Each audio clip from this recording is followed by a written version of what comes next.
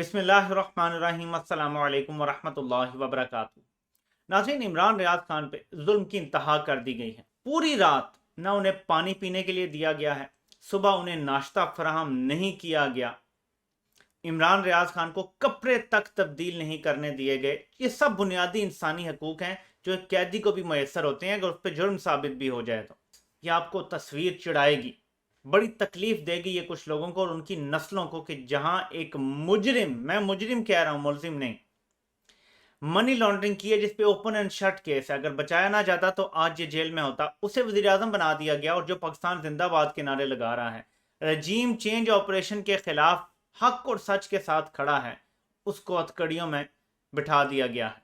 ये तस्वीर जरा मुलायजा करें ताकि आपको ये रिकॉर्ड का हिस्सा बन जाए कि किसको किस जुर्म में हवालात में डाला गया, हथकड़ियां पहनाई गई। जरा गौर करें, पहले साफियों पे ज्यादा से ज्यादा क्या इल्जाम लगाए जाते थे। इमरान खान के दौर में कुछ यूट्यूबर्स ने इमरान खान की अहलिया पे बड़े गलीज हमले किए, तो वो जो एक कानून है पीका ऑर्डिनेंस, उसके तहत किए गई FIR। यहां पे वतन से बगावत के मुकदमे हैं, इंस्टीट्यूशंस के खिलाफ बातों के मुकदमे। तो मैं सिर्फ एक सवाल पूछता हूं, मरियम नवाज, नवाज शरीफ, इन लोगों ने जो बातें की, मरियम नवाज एक मुजरिमा थी, जमानत पे थी, फिर भी उसको किसने हाथ नहीं टच किया? पता है क्यों? जो वली अहद शहजादे हैं ये वो करवा रहे थे। हामिद मीर से भी वली अहद शहजादों ने ही ये सारी बातें करवाई थी। एक जर्नल को सिंगल आउट करवाया गया ताकि एक रस्ते का कंपटीशन हटे, 4 में से 3 रह जाए, बाकी रह गए 3। आपस की लड़ाई थी तो वली अहद शहजादे इनकी बैकिंग पर थे, इसलिए वो सब करते थे तो कोई कुछ कहता नहीं था। तो तब ज्यादा से ज्यादा FIA के कानून, उस पर थोड़ी सजा हो जाएगी या कुछ, यहां बगावत के मुकदमे बनाए जा रहे हैं। और सबसे बड़ी गेम जो इन्होंने डाली, जो इमरान रियाज खान के वकील ने भी बताया, कि जब अदालत ने कहा कि सारी FIR मंगवाओ तो एक FIR जिस पे ये कार्रवाई हुई है ये नहीं मंगवाई गई, ये तौहीन अदालत है और ये IG पंजाब और सारी इंतजामिया मिलकर कर रही है। और अभी सिद्दीक जान ने ट्वीट किया है एन जगह से जहां पे इमरान रियाज खान को अदालत में पेश किया गया है, पहले तो ये इस्लामाबाद हाईकोर्ट के मुनाजिर थे अटक में, कि वहां पे SHO ने मीडिया को अंदर जाने से मना कर दिया है, अदालत की कवरिंग नहीं हो सकती। और जब पूछा गया तो उन्होंने कहा कि ऊपर से ऑर्डर आया, और मैं बता नहीं सकता कि कहां ऊपर से ऑर्डर आया, कि मीडिया को नहीं अंदर जाने देना, साफियों को नहीं अंदर जाने देना। यह जुल्म की इंतहा है इमरान रियाज खान पे। यह जुल्म बढ़ता जाएगा तो मिट जाएगा, मैं आपको बता रहा हूं। यह ऐसे नहीं चल सकता, पाकिस्तान ऐसे नहीं चल सकता जिस तरह चलाया जा रहा है। कुछ लोग कह रहे हैं कि इमरान रियाज खान जो है वो तहरीक इंसाफ को सपोर्ट कर रहा था या वो एंटी स्टेट हो गया। मैं इस पे भी इंशाल्लाह ताला बात करता हूं, लेकिन एक खतरनाक तरीन चीज सामने आई है, मैं समझता हूं कि ये बताना ज्यादा जरूरी है कि इमरान रियाज खान पर बात नहीं रुक रही, बल्कि इमरान खान को जान से मारने का प्लान है, जिसका इंकशाफ जावेद चौधरी ने किया है। किस तरह दबे लफ्जों में किया, ये जरा आप खुद सुन लें। कि ये याद रखें कि पूरी दुनिया के अंदर 2 पावर्स होती हैं जिनके साथ बिगाड़ के आप जिंदा नहीं रह सकते, एक ऊपर खुदा और नीचे स्टेट। ये नहीं हो सकता कि आप खुदा को नाराज करें और उसके बाद आपकी जिंदगी अच्छी गुजर जाए, और सेकेंडली आप स्टेट के खिलाफ हो जाएं और स्टेट आपके खिलाफ हो जाए और आप फिर उसके बाद सर्वाइव कर सके। नहीं सर्वाइव कर सकते। जुल्फकार अली भुट्टो जो थे, उस जैसा बंदा भी सर्वाइव नहीं कर सका। और आपको याद होगा कि पाकिस्तान की हिस्ट्री में बेशुमार लोग, बेनजीर भुट्टो सर्वाइव नहीं कर सके, मियां नवाज शरीफ साहब सर्वाइव नहीं कर सके, इमरान खान साहब इस सर्वाइवल की जंग लड़ रहे हैं, लेकिन मेरा ख्याल है कि शायद ये भी सर्वाइव नहीं कर सकेंगे, क्योंकि दुनिया की हिस्ट्री तो यही कहती है कि आप स्टेट से लड़के जिंदा नहीं रह सकते।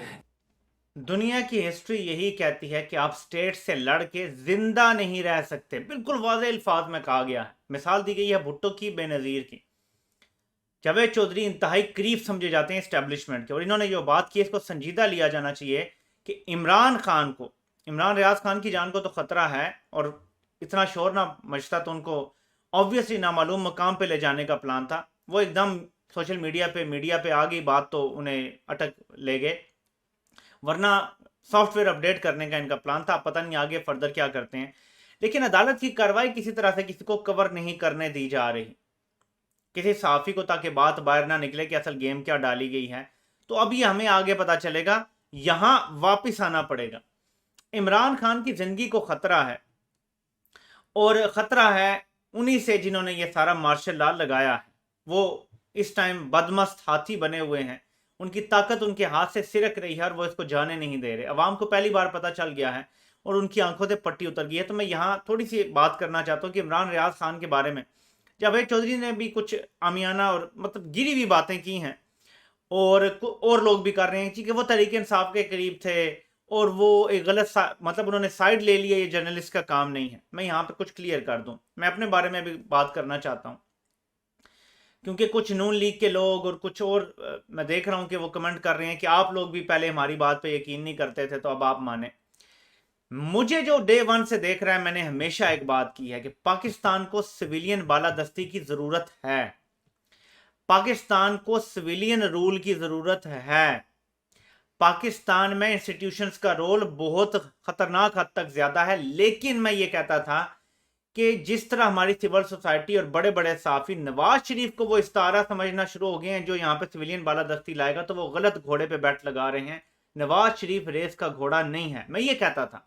और मैं ये भी कहता था कि अगर पाकिस्तान के नसीब में कभी भी सिविलियन बालादस्ती हुई तो वो इमरान खान दिलाएगा। तब मैं ये बात करता था तो अक्सर इस तरह के लोग कमेंट करते थे, मजाक उड़ाते थे कि इमरान खान तो खुद फौज की मदद से है, वो क्या सिविल बालादस्ती लाएगा। तो मैं कहता था कि आपको वक्त साबित करेगा कि अगर इस मुल्क के नसीब में कभी सिविलियन बालादस्ती हुई तो वो इमरान खान वो जंग लड़ेगा, वो जंग नवाज शरीफ नहीं लड़ सकता। आपने गलत घोड़े पे बैठ लगाई हुई है। इमरान रियाज खान का भी आपको बता दूं, देखें कुछ लोग अब साफी, जैसे जावेद चौधरी से मेरा सवाल है, आप साफी क्या बने हैं कि ये पेशे से आपको प्यार है?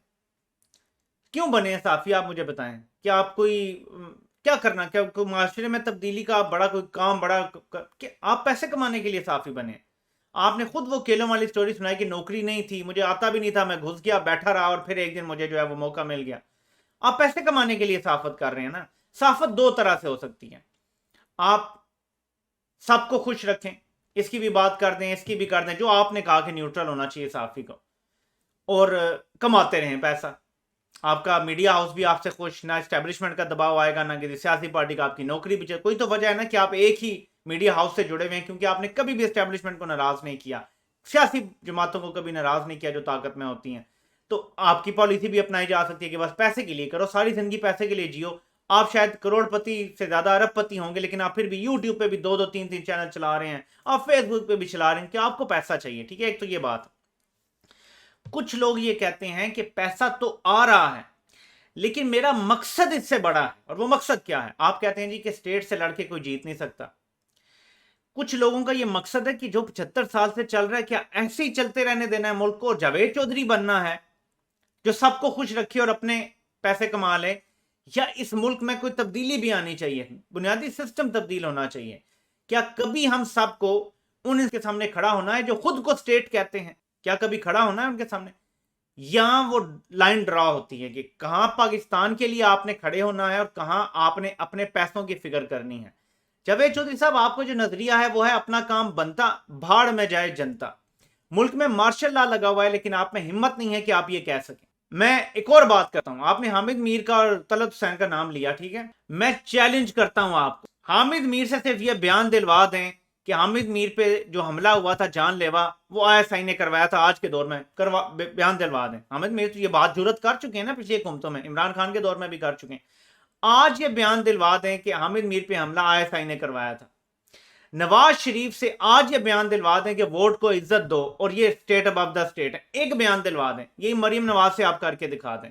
और जितने एंटी स्टैब्लिशमेंट बने हुए थे ना, सो कॉल जो है नहीं, सिर्फ नवाज शरीफ के साथ खड़े थे, किसी एक से मुझे बयान दिलवा दें, नहीं देंगे वो। तो ये सब मिली भगत से था, शहजादे जो थे उनकी मिली भगत से ये चल रहा था। जब से एक्सटेंशन हुई थी, जो आगे थे इन लाइन थे, उन्हें पता था कि कितने रिटायर हो जाएंगे। मैं इसका कई बार जिक्र कर चुका हूं कि सितंबर में बहुत सारे शहजादे रिटायर हो जाएंगे जिनको मजीद कोई तरक्की नहीं मिल सकती, लेकिन 3-4 शहजादे ऐसे बच गए हैं कि जो अब बड़ी पोजीशंस को देख रहे हैं। ये सब उन्होंने करवाया था, उनकी अल्लाह शेरी थी कुछ मीडिया चैनल्स को, साफियों को, सियासी जमातों को, जिसकी वजह से ये हुआ है बड़े आप जो है वो साफी ना बने। आपका हमें पता है आप कितने से साफी हैं और कितनी सी आपने साफत की है, ये बताना जरूरी है। तो इमरान रियाज खान ने चुनी है पाकिस्तान की साइड। क्या कोई शक है कि अमेरिका ने धमकी दी थी आपकी वज़ीर-ए-आज़म को? कोई शक नहीं। क्या कोई शक है कि अमेरिकी सफीर सारे डिसिडेंट से मिलती रही? क्या कोई शक है कि एस्टेब्लिशमेंट ने ये एल्फी चिपकाई हुई है जिसके जरिए ये सारी इत्तेहादी जमातें आपस में जुड़ी हुई हैं? नून लीग और पीपल्स पार्टी का इकट्ठे होना फिर भी समझ आता है, हालांकि जानी दुश्मन रहे हैं एक दूसरे के। फजलुर रहमान और ANP इकट्ठे बैठे हुए, पीटीएम बैठी हुई है जिनका अपना बंदा अब तक जेल में, कैसे एल्फी लगी हुई है आप बताएं मुझे। तो ये सब के खिलाफ अगर कोई बोलता है तो वही असल सहाफी है। मोहतरम इस वक्त न्यूट्रल होने वाला सहाफी नहीं है, बल्कि या वो एस्टेब्लिशमेंट का करिंदा है, टाउट है, या वो सियासी जमात का करिंदा है। और आप वो दोनों हैं। आप नून लीग के लिए भी ये काम करते हैं और आप एस्टेब्लिशमेंट के लिए भी यही काम करते हैं और अभी भी कर रहे हैं। तो ये मैंने यहाँ पे बात करनी थी। अब आते हैं इमरान खान की जान की तरफ। तो नाज़रीन, प्लान यही है और था यही, और इन्होंने साजिश ये खेली थी कि इमरान खान की हुकूमत से ये कानून बनवाने लगे थे, ये जिसमें फ़ौज के बारे में कोई भी बात हो तो 2 साल से 5 साल कैद होगी और उसमें कोई ज़मानत नहीं होगी।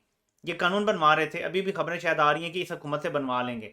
ये चाहते थे ये कानून इमरान खान बनाए और फिर जब ये रजीम चेंज करें तो स्ट्रेट अवे सबको गिरफ्तार करके 2 से 5 साल के लिए जेलों में डाल दें, तो कोई मूवमेंट ही नहीं चलेगी। इन्हें तो नहीं पता था कि एकदम अवाम निकल आएंगे बाहर, वरना इनको यही था इमरान खान अनपॉपुलर है, पहले हफ्ते में इसको जेल में डालेंगे। वही कानून बनवाना था इन्होंने। वो इमरान खान ने नहीं बनाया तो नई हुकूमत से बनवा लेना था इन्होंने, कानून बन जाना था। लेकिन अल्लाह की करनी कुछ और थी और अवाम निकल आए हैं और ये फंस गए हैं। और जिस तरह चोर होता है ना, जब पुलिस के घेरे में आ जाता है तो वो भागने की कोशिश करता है। उस भागने की कोशिश में वो कई बार नुकसान पहुंचाता है, किसी को हॉस्टेज ले लेता है, किसी को गन पॉइंट पे पकड़ लेता है। अभी इस टाइम जो हल्क बगलोल है और इसके साथ जो चेले चमाटे हैं, जो वली अहद शहजादे हैं, उन्होंने इस टाइम गन पॉइंट पे वही सूरत हाल की हुई है। हॉस्टेज लिया हुआ है पूरे मुल्क को, सर्टन लोगों को टारगेट करके और सर्टन तरीके से सिस्टम को चला के, क्योंकि ये इनका लास्ट स्टैंड है। अगर अवाम खड़ी रही, मैं आपको यकीन दिलाता हूं, अगर आप लोग खुद बाहर निकलना शुरू हो गए, ये मजीद खड़े नहीं रह सकेंगे। ये अपने आखिरी हरबे आजमा रहे हैं। इनके पास इसके बाद कोई प्लान नहीं है। प्लान ए बी सी से ये प्लान जेड पे आ गए हैं कि सबको जेलों में डालो। ये आखिरी प्लान है। यहां भी आप खड़े रह गए तो यकीन माने कि कुछ नहीं हो सकता। यानी अतर मिनल्ला साहब, बड़ी तारीफें कुछ पिछले अरसे से हम सुन रहे थे, कुछ अच्छे भी उन्होंने हो सकता है फैसले दिए हों, लेकिन इतने बेबस हैं कि वो हदूद का तयन नहीं कर सके क्योंकि उनको इजाज़त नहीं दी गई। और वो मामला उन्होंने इमरान रियाज खान का लाहौर हाई कोर्ट में भेज दिया कि हमें ये ताना दिया जाता है, गाली दी जाती है कि ये वाले लोग जो इस यहाँ खड़े हैं ये आज तक खड़े नहीं हुए, इनकी फितरत में गुलामी है। तो हमने ये गलत साबित करना है और इंशाल्लाह ताला हम ये साबित करेंगे कि हमने गुलाम नहीं रहना। आपसे इंशाल्लाह फिर मुलाकात होती है। अल्लाह पाक आप सबका हामी नासिर हो। आप सबके सुनने का बहुत बहुत शुक्रिया।